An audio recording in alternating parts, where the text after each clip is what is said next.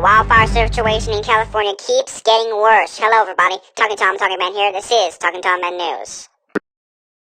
Firefighters fought to spare homes yesterday from a growing Southern California forest fire, a day after flames came perilously close to neighborhoods and destroyed one house.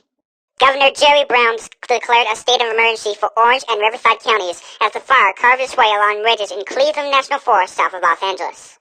Some hillsides were allowed to burn under the watchful eyes of firefighters as a way to reduce fuel and make it harder for flames to jump roadways into communities if winds pick up again. The holy fire has grown to nearly 30 square miles by yesterday night. However, firefighters have also doubled their containment to 5 to 10%. Meanwhile, the Carr Fire, which has killed 6 people and burned more than 1,000 homes, is now more than 50% contained, even as it continues growing.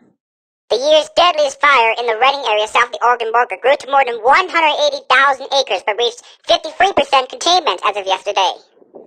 Officials said in a statement that firefighters are continuing to build and improve containment lines and perform building operations in more active portions of the fire. And even though fire crews have made progress against the biggest blaze in California history, officials said the fire won't be fully contained until September.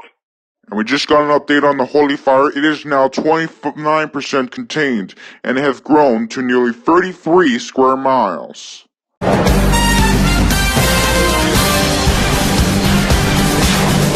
we want to turn our attention now to breaking news. Republican Chris Collins said today that he is suspending his re-election campaign just days after he was indicted on insider trading charges.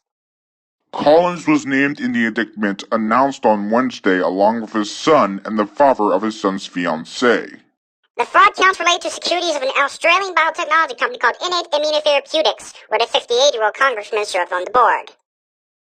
According to the indictment, Collins violated the duties he owed to Innate by passing material, non-public information regarding the drug trial results to his son. The charges include multiple counts of securities fraud along with 1 count of wire fraud, 1 count of conspiracy to commit wire fraud, and 1 count each of making false statements. Alright, we want to move on here. And vehicles stranded in a large sinkhole that opened up in the parking lot of a Pennsylvania outlet mall have been removed with the help of a crane. At least 6 vehicles were engulfed by the sinkhole that opened at Tanger Outlets just east of the city of Lancaster at about 4:45 p.m. yesterday. LMP newspaper reports that a worker tethered to a tower ladder from Lafayette Fire Company climbed into the sinkhole and connected the cars to the crane. All vehicles have been removed by about 1:15 a.m. today. A fence has been set up clothing off the area around the sinkhole. Alright, we want to show you a new video that shows a New York City cab driver fighting in the street before getting back into her cab and hitting multiple cars. Before we do, we want to show you that some viewers may find this video unsuitable for them, so viewer discretion is strongly advised.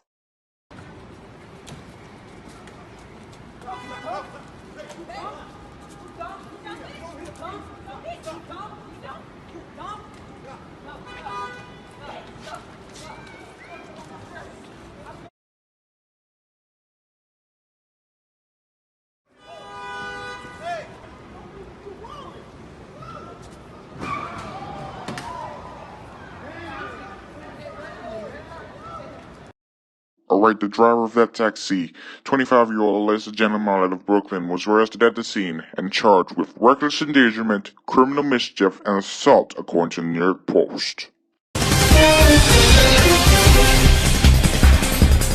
Hey folks, it's time for Talking Season Most Accurate Ever updates. So we are in the middle of a heat wave as temperatures are 10 degrees above normal for this time of year. In addition to that, we've got wildfire situations across the border, so there's a special air quality statement in effect as well. I'll have your full forecast, including the next chance of showers coming up. Alright, thanks for that. Coming up next, a shooting in Fredericton, New Brunswick has left 4 dead. 2 of them are Canadian police officers. We'll have the latest. And also, signs of Al-Qaeda's resurgence. All that and more after the break.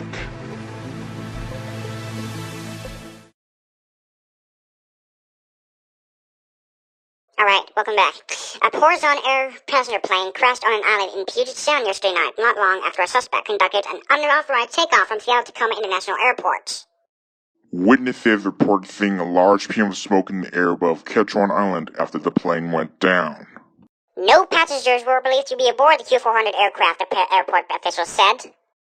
No one on that island was believed to be injured, but the Pierce County Sheriff's Department said the unidentified pilot was a 29-year-old suicidal male. Alright, 2 police officers were among the 4 people shot and killed yesterday morning in the Canadian city of Fredericton, New Brunswick, police said. Fredericton police tweeted one suspect was in custody. It wasn't immediately clear if authorities were seeking any other suspects. Police said the suspect was being treated for serious injuries related to this morning's shooting incident.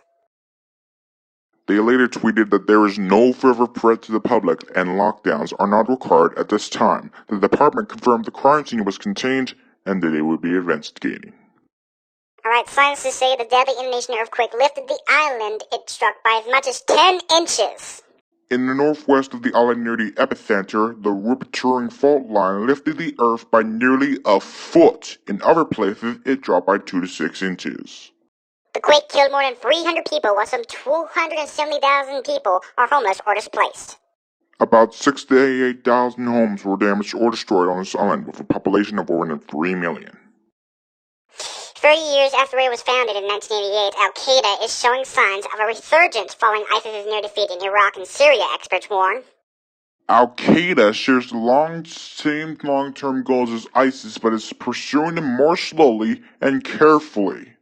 It was 30 years ago today in Peshawar, Pakistan, that Osama bin Laden conducted a meeting to discuss the establishment of a new military group called Al-Qaeda, or the base.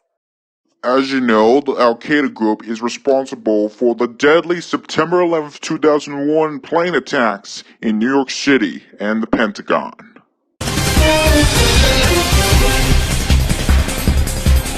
Hey folks, your live meteorologist here. It's time for Talking City's most accurate forecast. For today, we'll be seeing mainly sunny skies with local smoke due to those wildfires across the border, with a high of 32, UV index 37, UV index 8 or very high.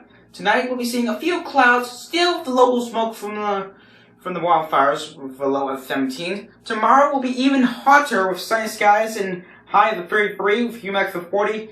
UV index will be again 8 or very high. No relief in sight until Monday, when a cool front sweeps across the area, and with it, they will bring a chance of showers, maybe a little thunderstorms too.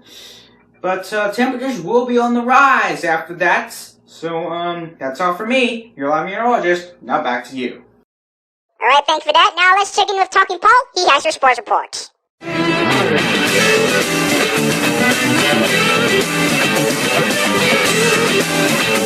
Thanks for that. Hello everybody, Talking Paul here. It's time for your sports report. Brady Tkachuk, the 4th overall pick of the 2018 NHL Draft, will be signing with the Ottawa Senators for a pro contract. The 18-year-old had 8 goals and 31 points in 40 games with Boston University this past season and starred for the U.S. World Junior team in Buffalo. The pro contract means Ottawa can now play him in the NHL, AHL, or send the forward to the OHL's London Knights, who will order the CHL rights. In the MLB, Michael Paris and Ji-Man Choi each hit home runs off the Jays starter, while Blake Snell pitched 5 innings of perfect ball as the Tampa Rays cruised to a 7-0 win of the Toronto Blue Jays. Marco Estrada went 5 1/3 innings, allowed 5 earned on 5 hits while striking out 6 and walking 2 for Toronto. Dylan Larkin has secured his future with the Detroit Red Wings while leaving open a potential opportunity to cash in again. The 22-year-old center re-signed with a $3.5 million 5-year contract. He was a restricted free agent and will be unrestricted when a deal is done. And finally, Toronto Maple Leafs assistant general manager Mark Hunter has returned to the London Knights to be the OHL team's general manager again. Hunter, who co-owns the Knights with Robert Dale, was the team's general manager for 14 seasons and won a Memorial Cup in 2005. And that will do it for your sports report. Now back to you. Thank you for that, Talking Paul. You can always stay updated by going to the sports section of our website, talkingnews.com. Before we leave you tonight, we have developing news to report. TB501 Productions is reporting that Talking News will no longer run on a season-to-season basis. Starting after this season, Talking News will be airing on a year basis with constant new episodes every week. This is similar to that of our sister program, Tom Mendy's United Kingdom, so we're going to be taking that same path. Anyways, that will do it for us here on Tom Men News. From all of us here in the newsroom, good night.